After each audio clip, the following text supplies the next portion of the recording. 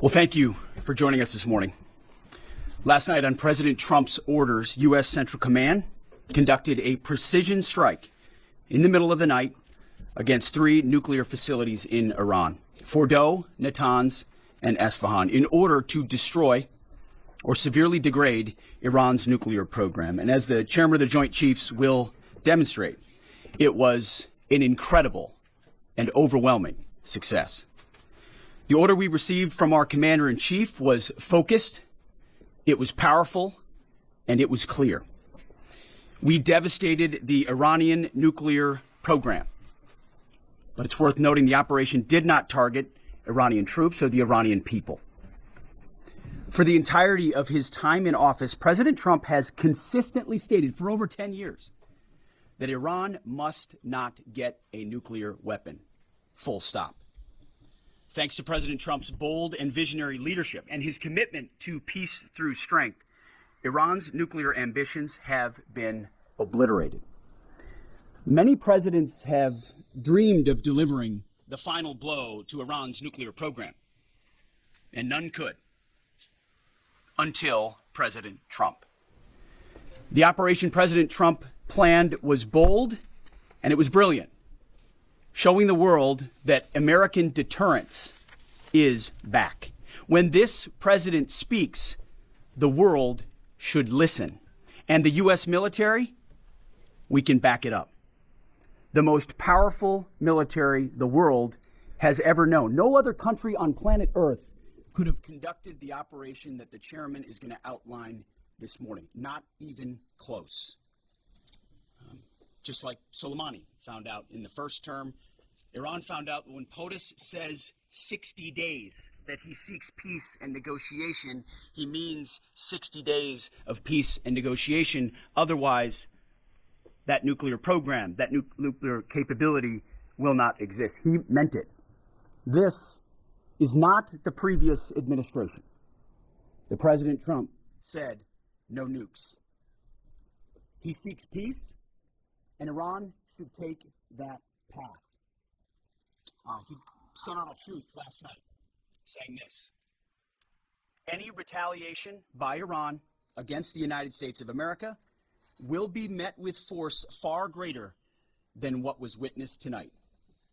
Signed, the President of the United States, Donald J. Trump. Iran would be smart to heed those words.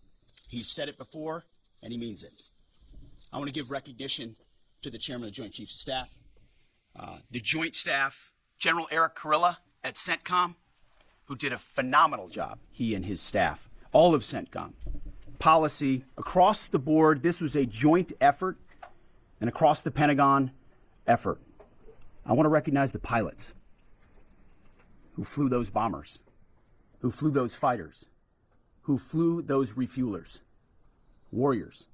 I want to recognize the sailors on those destroyers, in those subs, on those carriers, warriors, all of them. I want to recognize our soldiers doing air defense, base defense, QRF, warriors, all of them. Every American involved in this operation performed flawlessly. And I want to give recognition to our allies in Israel as well. This is a plan that took months and weeks of positioning and preparation so that we could be ready when the President of the United States called. It took a great deal of precision. It involved misdirection and the highest of operational security. Our B-2s went in and out of downtown Tehran, of these nuclear sites, in and out and back without the world knowing at all. In that way, it was historic. A strike that included the longest B-2 Spirit bomber mission since 2001 and the first operational employment of the MOP, a massive ordnance penetrator. The mission demonstrated to the world the level of joint and allied integration that speak to the strength of our alliance and our joint forces. As President Trump has stated, the United States does not seek war, but let me be clear. We will act swiftly and decisively when our people, our partners, or our interests are threatened. Iran should listen to the President of the United States and know that he means it, every word. I want to give congratulations to our Commander-in-Chief. It was an honor to watch him lead last night and throughout, and to our great American warriors on this successful operation. God bless our troops. God bless America. And we give glory to God for his providence and continue to ask for his protection. I turn it over now to the chairman for specifics. Thank you, Mr. Secretary. Thanks for recognizing all of our folks out there doing our nation's work, and nice to see everybody on this early Sunday morning. Last night, on the President's orders, U.S. Central Command, under the command of General Eric Kurilla, executed Operation Midnight Hammer, a deliberate and precise strike against 3 Iranian nuclear facilities. This was a complex and high-risk mission carried out with exceptional skill and discipline by our joint force. I want to thank every service member, planner, operator that made this mission possible. Their actions reflect the highest standards of the United States Armed Forces. This operation was designed to severely degrade Iran's nuclear weapons infrastructure. It was planned and executed across multiple domains and theaters with coordination that reflects our ability to project power globally with speed and precision at the time and place of our nation's choosing. This was a highly classified mission with very few people in Washington knowing the timing or nature of this plan. I'll refer you to the graphic on the side as I walk you through some of the operational details. At midnight Friday into Saturday morning, a large B-2 strike package comprised of bombers launched from the continental United States. As part of a plan to maintain tactical surprise, part of the package proceeded to the west and into the Pacific as a decoy, a deception effort known only to an extremely small number of planners and key leaders here in Washington and in Tampa. The main strike package, comprised of 7 B-2 Spirit bombers, each with 2 crew members, proceeded quietly to the east with minimal communications. Throughout the 18-hour flight into the target area, the aircraft completed multiple in-flight refuelings. Once over land, the B-2s linked up with escort and support aircraft in a complex, tightly timed maneuver requiring exact synchronization across multiple platforms in a narrow piece of airspace, all done with minimal communications. This type of integration is exactly what our joint force does better than anyone else in the world. At approximately 5 p.m. Eastern Standard Time last night, and just prior to the strike package entering Iran, a U.S. submarine in the Central Command area of responsibility launched more than 24 Tomahawk land attack cruise missiles against key surface infrastructure targets at Esfahan. As the Operation Midnight Hammer strike package entered Iranian airspace, the U.S. employed several deception tactics, including decoys, as the 4th and 5th generation aircraft pushed out in front of the strike package at high altitude and high speed, sweeping in front of the package for enemy fighters and surface-to-air missile threats. The strike package was supported by U.S. Strategic Command, U.S. Transportation Command, U.S. Cyber Command, U.S. Space Command, U.S. Space Force, and U.S. European Command. As the strike package approached Fordo and Natanz, the U.S. protection package employed high-speed suppression weapons to ensure safe passage of the strike package, with fighter assets employing preemptive suppressing fires against any potential Iranian surface-to-air threats. We are currently unaware of any shots fired at the U.S. strike package on the way in. At approximately 6:40 p.m. Eastern Standard Time, 2:10 a.m. Iran time, the lead B-2 dropped 2 GBU-57 massive ordnance penetrator weapons on the first of several aim points at Fordo. As the President stated last night, the remaining bombers then hit their targets as well, with a total of 14 MOPs dropped against 2 nuclear target areas. All 3 Iranian nuclear infrastructure targets were struck between 6:40 p.m. and 7:05 p.m. Eastern Time. Again, that's about 2:10 in the morning local time in Iran. with the Tomahawk missiles being the last to strike at Esfahan to ensure we retain the element of surprise throughout the operation.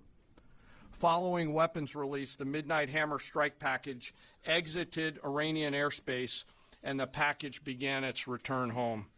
We are unaware of any shots fired at the package on the way out. Iran's fighters did not fly, and it appears that Iran's surface-to-air missile systems did not see us. Throughout the mission, we retained the element of surprise. In total, U.S. forces employed approximately 75 precision-guided weapons during this operation. This included, as the President stated last night, 14 30,000-pound GBU-57 massive ordnance penetrators, marking the first ever operational use of this weapon. I know that battle damage is of great interest.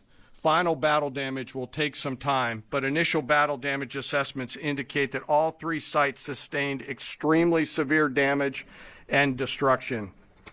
More than 125 U.S. aircraft participated in this mission, including B-2 stealth bombers, multiple flights of fourth and fifth generation fighters, dozens and dozens of air refueling tankers, a guided missile submarine, and a full array of intelligence, surveillance, and reconnaissance aircraft, as well as hundreds of maintenance and operational professionals.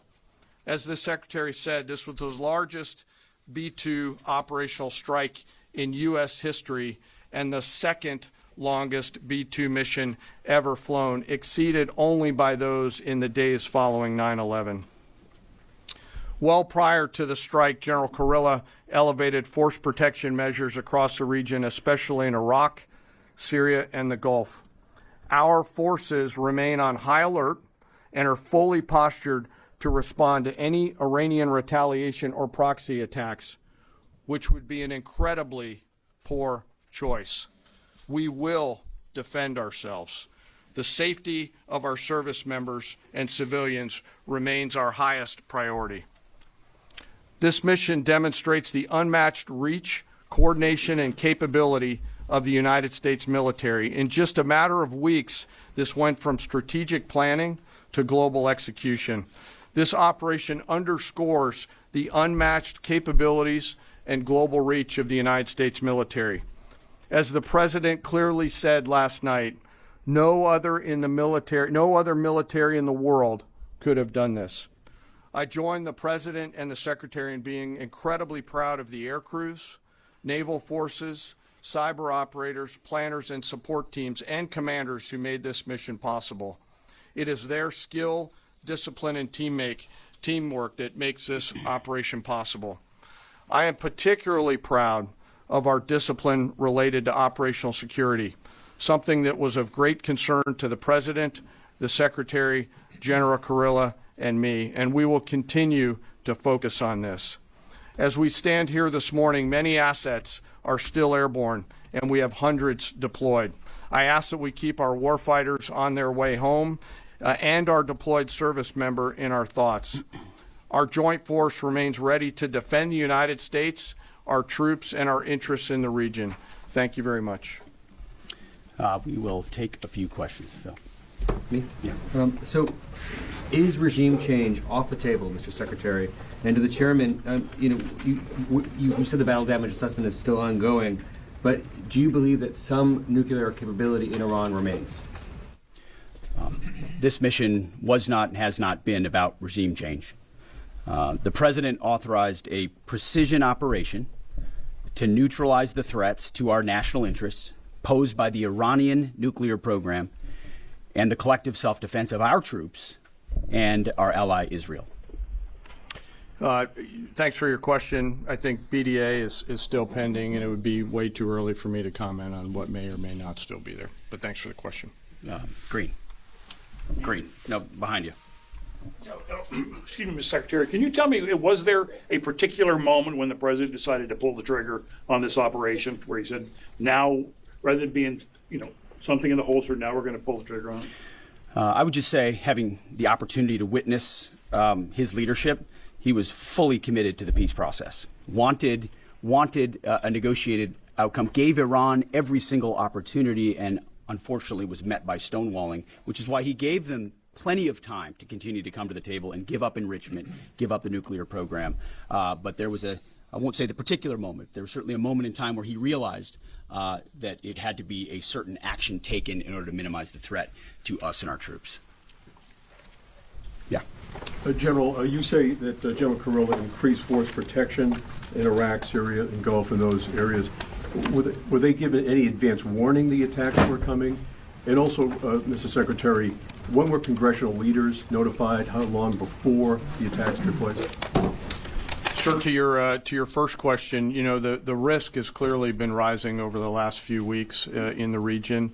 Based on that, and not a particular awareness of this operation, we've made smart decisions to minimize the risk to U.S. forces in the region. They were given no advance warning? No, sir. And congressional? They were notified after the planes were safely out. Well, we complied with the notification requirements of the War Powers Act. After the attacks, they were notified? They were immediately thereafter. Yes. Thank you, Secretary. Two quick questions. Do you believe you completely destroyed Iranian nuclear program? And how about Iranian ballistic missiles? Your ally Israel always saying that is biggest threat. And second question is very important. What will be your next step if Iran or militias under Iranian influence on the region attack U.S. interests or allies in the region? And you can chime in on this too, Mr. Chairman. The battle damage assessment is ongoing, but our initial assessment, as the chairman said, is that all of our precision munitions struck where we wanted them to strike and had the desired effect, which means especially in Fordo, which was the primary target here, we believe we achieved destruction of capabilities there. Ultimately, wherever it may be, whether it's in Iraq or Syria or bases in the Gulf, as the president said, as the chairman said, it would be a very bad idea for Iran or its proxies to attempt to attack American forces. Yes. Thank you, Mr. Secretary. Regarding retaliations, Iran and North Korea are cooperating on nuclear and missile development. Do you think there is a possibility that Iran, North Korea, and the other forces, such as China, will join forces to retaliate against the United States? Well, unfortunately, because of the policies under the previous administration, we drove those countries together, and ultimately that creates a challenging environment.